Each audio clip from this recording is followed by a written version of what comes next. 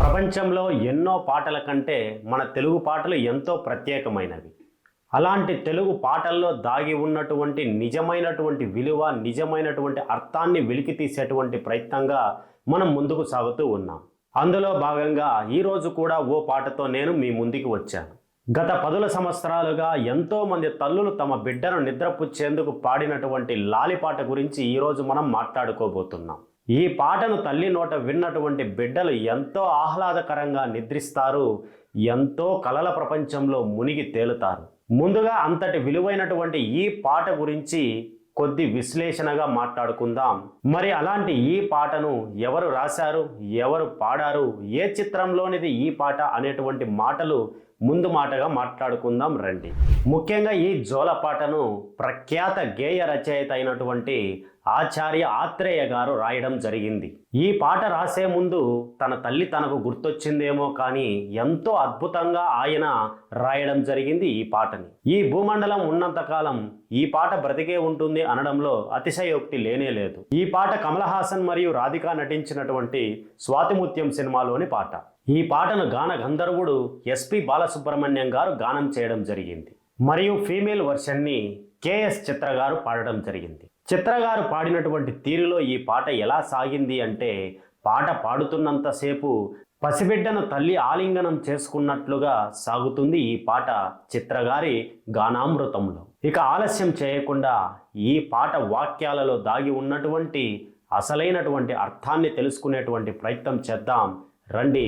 అందరికీ నమస్తే, welcome to wake up today channel. ఇప్పుడే ఈ ఛానల్ని మొట్టమొదటిసారిగా వీక్షిస్తూ ఉన్నట్లయితే ఖచ్చితంగా ఈ ఛానల్ని సబ్స్క్రైబ్ చేసుకోండి. మరి ఈ లాలిపాట వివరణ ముగిసిన తర్వాత మీకు నచ్చితే ఈ పాటను ఓ లైక్ చేయండి. వటపత్ర సాయికి వరహాల లాలి, రాజీవ నేత్రునికి రతనాల లాలి. వటపత్రము అంటే మర్రి ఆకు అని అర్థం. నీటిపైన తేలుతున్నటువంటి మర్రి ఆకుపైన సమస్త ప్రపంచాన్ని తన నోటిలో దాచుకున్నటువంటి శ్రీ మహావిష్ణువు బాల్య రూపం ఆ మర్రి ఆకుపైన సేద తీరుతూ ఎంత ఆనందంగా కనిపిస్తుందో, అలానే నా బిడ్డ కూడా అంతే ఆనందంగా నిద్రపోవాలి, నీకు వరహాల లాలి, బహుమతులు ఇచ్చేటువంటి లాలి, మంచి నిద్ర కలగాలి బిడ్డ అని అర్థం. రాజీవ నేత్రునికి రతనాల లాలి. రాజీవ నేత్రుడు అంటే పద్మనేత్రుడు అని అర్థం. తామర పుష్పాల్లాంటి నేత్రాలు కలిగినటువంటి ఆ శ్రీ మహావిష్ణువే సాక్షాత్ నా బిడ్డ రూపంలో నిద్రిస్తున్నాడు, నీకు రతనాల లాలి, నిద్రపో తండ్రి అని అర్థం. మురిపాల కృష్ణునికి ముత్యాల లాలి, జగమేలు కృష్ణునికి పగడాల లాలి. తన సుందరమైన వేణు గానామృతంతో అందరినీ మరిపించేటువంటి ఆ శ్రీకృష్ణుడి స్వరూపమే నా బిడ్డ. అలాంటి స్వరూపానికి ముత్యాల లాలి, ఎంతో అందమైన లాలి అని అర్థం. ఈ సమస్త లోకాలన్నింటినీ పరిపాలిస్తున్నటువంటి జగమేలు స్వామికి అంటే భగవంతునికి పగడాలు ఇచ్చేటువంటి లాలి. ముత్యాలు, పగడాలు, వజ్రాలు ఇవన్నీ కూడా ఎంతో ప్రకాశించేటువంటి వస్తువులు, ఎంతో అందమైనటువంటి వస్తువులు. సాక్షాత్ భగవత్ స్వరూపంలో ఉన్నటువంటి నా బిడ్డ నిద్రిస్తున్నాడు, అంతే ప్రకాశవంతంగా, అంతే అందమైనటువంటి నిద్ర కలగాలి అని తల్లి పాడుతూ ఉంది అని దీని యొక్క అర్థం. కళ్యాణ రామునికి కౌశల్య లాలి, యదువంశ విభునికి యశోద లాలి. కళ్యాణ రాముడు అంటే సాక్షాత్ ఆ శ్రీరామచంద్రుడు అని అర్థం.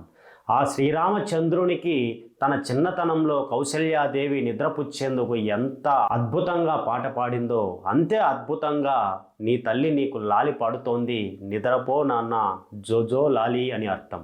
యదువంశంలో పుట్టిన ఆ శ్రీకృష్ణునికి యశోదమ్మ ఎంత గొప్పగా లాలి పాడిందో, అంతే గొప్ప లాలి నీకు అందిస్తున్నాను, నిద్రపో నాన్న నిద్రపో బుజ్జి అని అర్థం. కరిరాజ ముకునికి గిరితనయ లాలి.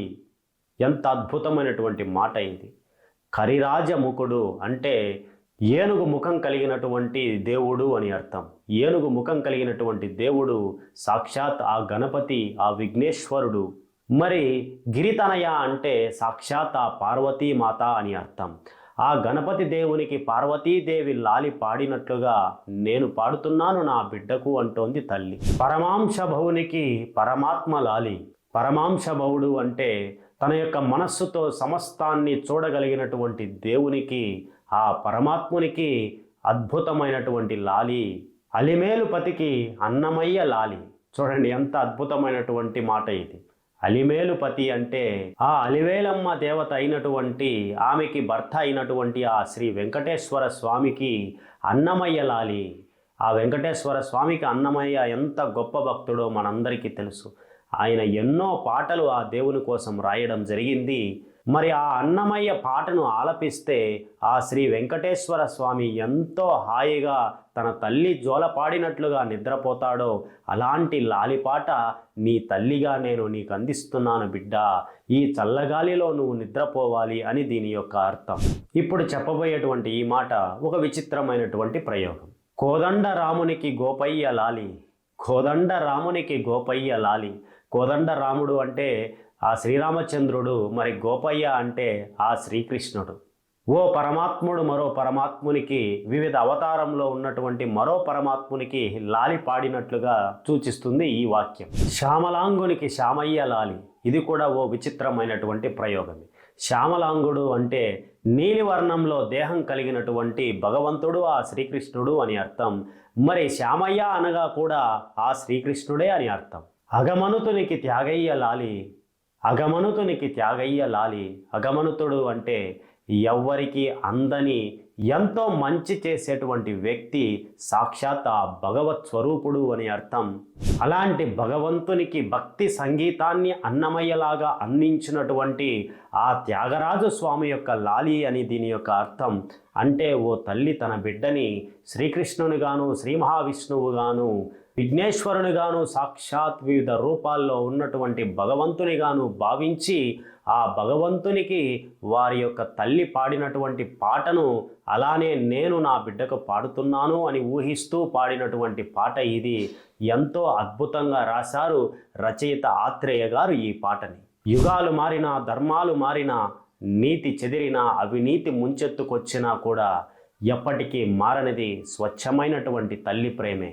అటువంటి తల్లి తన బిడ్డ కోసం ఎంతో అపురూపంగా పాడినటువంటి పాటే ఈ లాలిపాట. చిత్ర గారు కానీ బాలసుబ్రహ్మణ్యం గారు కానీ స్వాతిముత్యం సినిమాలోని ఈ పాటని ఎంతో అద్భుతంగా గానం చేశారు, మనందరినీ మురిపించారు. ఈ పాట వింటున్నంతసేపు మన మనసుకు మన తల్లే మనకు మన చిన్న వయసులో పాడినటువంటి జోలపాటలాగా అనిపిస్తుంది అని నా భావన. మీకు అలానే అనిపిస్తే ఈ వీడియోను ఓ లైక్ చేయండి. మరిన్ని తెలుగు పాటల విశ్లేషణకు ముందుకు సాగుతూనే ఉందాం. మరొక్క పాటలో మిమ్మల్ని కలిసేంత వరకు సెలవు. మరి ఈ ఛానల్ని సబ్స్క్రైబ్ చేసుకోవాల్సిందిగా కోరుతున్నాను.